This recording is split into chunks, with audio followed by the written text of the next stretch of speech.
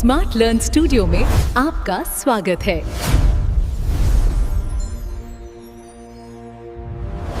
एक सिंगर के लिए सबसे कीमती चीज क्या होती है?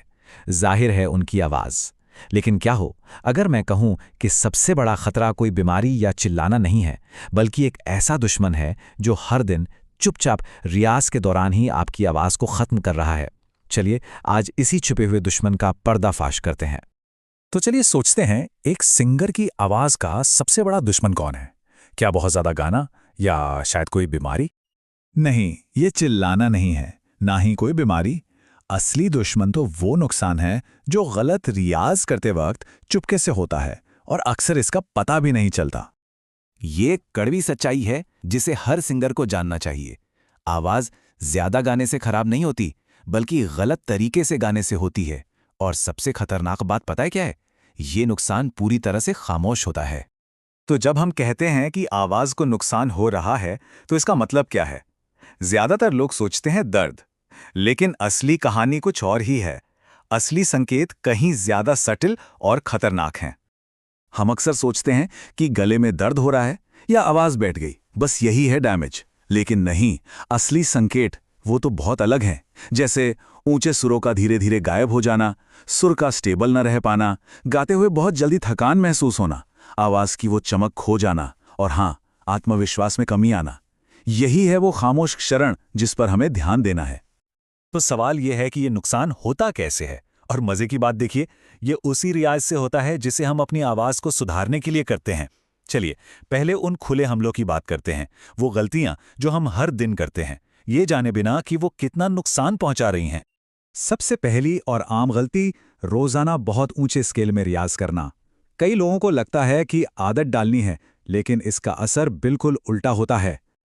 और पता है, ये नुकसान कोई एक दिन में नहीं होता, ये धीरे धीरे बढ़ता है। सिर्फ 1 महीने में ही वोकल कॉर्ड्स लगातार खिंचे हुए रहते हैं। 3 महीने तक मसल्स में इतना तनाव बन जाता है कि उन्हें आराम का मौका ही नहीं मिलता। और साल भर के अंदर नतीजा सामने होता है। ऊंचे सुर दब जाते हैं, आवाज फटने लगती है और गला हर समय भारी भारी लगता है।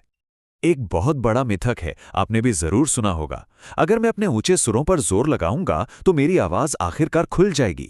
लेकिन क्या ये सच है? हकीकत इससे बिल्कुल उल्टी है।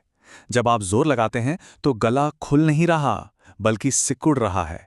आपके वोकल कॉर्ड्स आपस में टकरा रहे हैं, जिससे लंबे समय में सिर्फ नुकसान होता है। और फिर आती है एक और बड़ी गलती, वार्म अप को स्किप कर देना। ये बिल्कुल वैसा ही है जैसे बिना स्ट्रेचिंग किए आप स्प्रिंट मारने चले गए हों। इससे मसल्स में छोटे छोटे टियर्स आते हैं और अकड़न बढ़ती है। लेकिन अब बात करते हैं उन गलतियों की जो सच में सबसे ज्यादा खतरनाक हैं। ये हैं छिपे हुए हमले। वो नुकसान जो तब होता है जब आपको जरा भी दर्द या तनाव महसूस नहीं होता।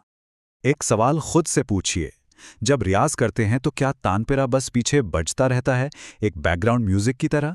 अगर हाँ, तो आप अनजाने में अपने कानों को गलत सुरों को सही मानने की ट्रेनिंग दे रहे हैं। और एक और बहुत जरूरी सवाल, क्या रियाज शुरू करने से पहले आपका सा, जो कि सुरों की नींव है, वो सच में पक्का होता है? अगर सा ही अपनी जगह पर नहीं है तो पूरा रियाज एक गलत नींव पर खड़ा है। और शायद सबसे बड़ी साइलेंट मिस्टेक, अपनी प्रैक्टिस को रिकॉर्ड करके ना सुनना। जब हम ऐसा नहीं करते तो पता है क्या होता है? हमारा दिमाग हमारी ही गलतियों को सही आवाज मानकर एक्सेप्ट कर लेता है। बिना ऑब्जेक्टिव फीडबैक के हमें अपनी पिच और टोन की खामियों का कभी एहसास ही नहीं होता। अच्छा, इतनी सारी बातें सुनकर शायद आप भी सोच रहे होंगे कि क्या मेरी आवाज को भी कोई खतरा है? तो चलिए एक छोटा सा सेल्फ चेक करते हैं। बस ईमानदारी से इन सवालों के जवाब सोचिए। क्या आपकी आवाज पहले से जल्दी थक जाती है? क्या ऊंचे सुर लगाना अब ज्यादा मुश्किल लगता है? क्या रियाज के बाद गले में भारीपन महसूस होता है? और क्या आपका सा हर दिन अलग अलग लगता है?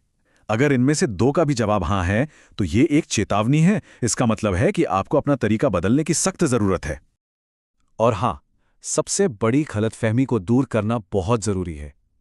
लोग सोचते हैं अगर आवाज खराब हो रही होती तो दर्द होता ना। ये बिल्कुल गलत है। सबसे ज्यादा नुकसान बिना दर्द के ही होता है।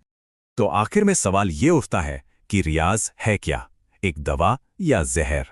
सच तो ये है कि ये इस बात पर निर्भर करता है कि इसे किया कैसे जाता है।